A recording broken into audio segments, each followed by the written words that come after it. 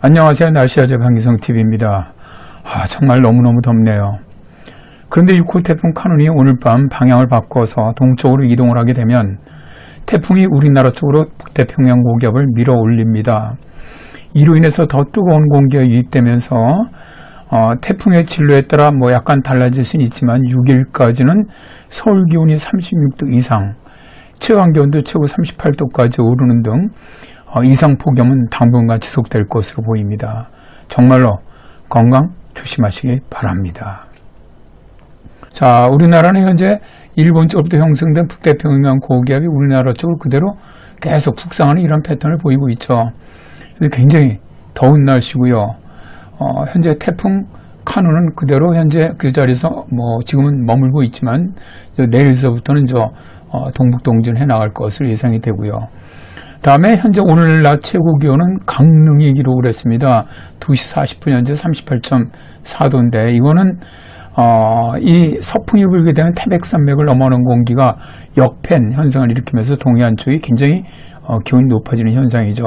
오늘 아침에 동해안 강릉이 최저 기온이 30.4도로 열대야, 초열대야죠.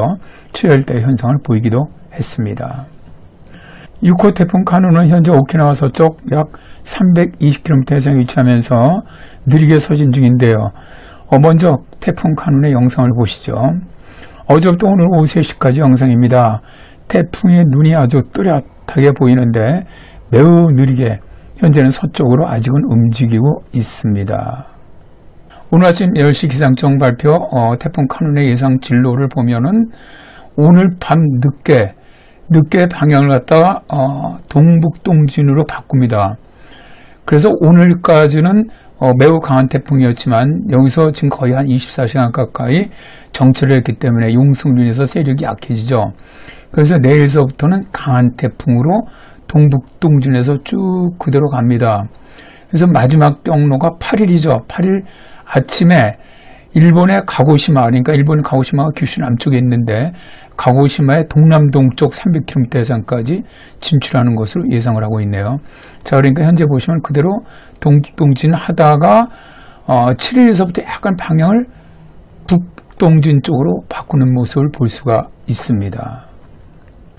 일본 기상청 예보입니다. 일본 기상청 예보도 내일 아침 9시에 동북동 쪽으로 방향을 바꿔서 이동을 해 나갑니다. 이동을 해 나가서 우리나라 그 기상청보다 조금 좀 남쪽으로 이동하는 것으로 예상을 하고 있는데 구마모토니까 이 규슈 남쪽으로부터 상당히 멀리 떨어진 지역까지 이동을 한 다음부터 이게 7일입니다. 7일부터 이제 8일 이후에는 그대로 북동진, 거의 북북동진입니다. 북진에 가까운 북북동진하면서 오사카 인근으로 상륙하는 것으로 9일에 상륙하는 것으로 예상을 하고 있습니다. 미국의 합동태풍경보센터죠. 현재 이 태풍 진로가 그대로 거의 이동을 해서 동북동진 하다가 여기서는 이제 8일 새벽입니다. 8일 새벽에 가고시마 남쪽 해상 정도까지 진출하는 것으로 이렇게 예상을 하고 있습니다.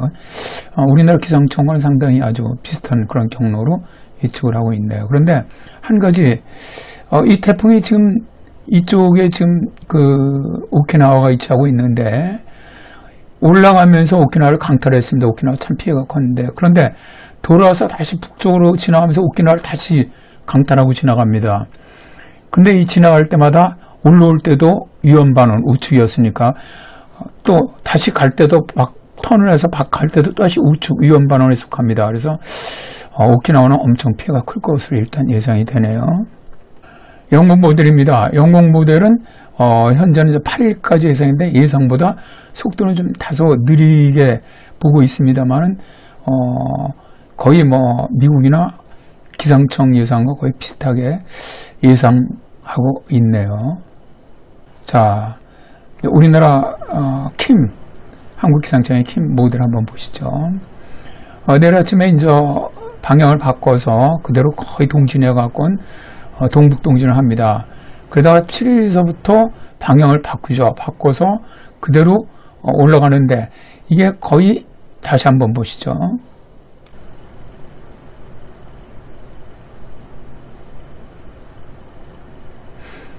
그래서 7일서부터 8일 사이에 방향을 북쪽으로 바꿔서 규슈를 상륙한 다음에 동해상으로서 급속히 빠져나가는 이런 형태로 예측을 하고 있습니다. 보면은 어제는 7일 정도에서 이렇게 그대로 여기까지 올라오는 것으로 예상을 했죠. 올라와서 그대로 관통해서 올라가는 것으로 예상을 했는데 오늘은 좀 더 동쪽으로 나간 다음에 규슈 쪽으로 상륙을 해서 동해안으로 빠져나가는 것으로 예측을 하고 있는 것이죠. 그러니까 실제로 어제보다는 좀 더 동쪽으로 이동해 나가는 걸 볼 수가 있습니다. 우리나라로 보면 아주 다행이죠. 이 정도로 이동을 해 나갈 때는 우리나라는 주로 남동해안 쪽과 동해안 쪽이 비가 많이 내리고 좀 바람이 강하게 불 뿐 기타 지역은 모르게 큰 피해가 없는 그런 경로가 되겠습니다.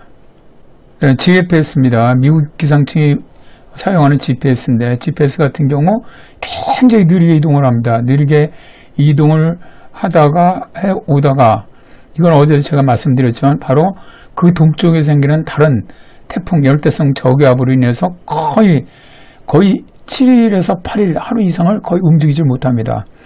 움직이질 못하고 거의 그 자리에서 머물고 있다가 이 태풍이 이제 움직이면서부터 조금씩 움직이기 시작을 하는데요.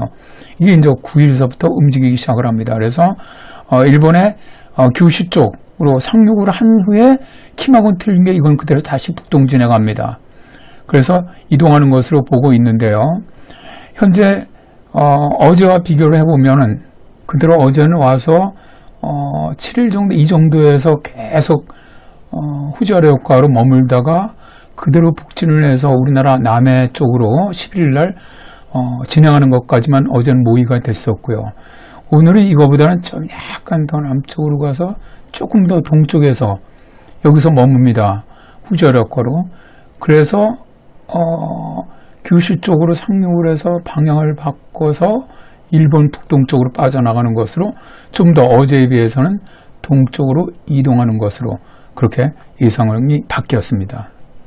자, 이 우리나라 킴이라든가 GPS가 대개 한 8일 정도서부터 방향을 갖다가 쭉 동북동진에다 가다가 약간 북동진으로 바꾸는 이런 형태를 보이는 것이 아마 제가 볼 때 이런 것이 아닌가 싶은데요. 250헥토파스칼 그 제트기류입니다. 제트기류가 어제까지만 하더라도 뭐 크게 이런 변화가 없었는데 오늘 보니까 8일 정도의 제트기류가 이런 식으로 이렇게 내려와 갖고 곡이 만들어집니다. 그러니까 이런 곡이.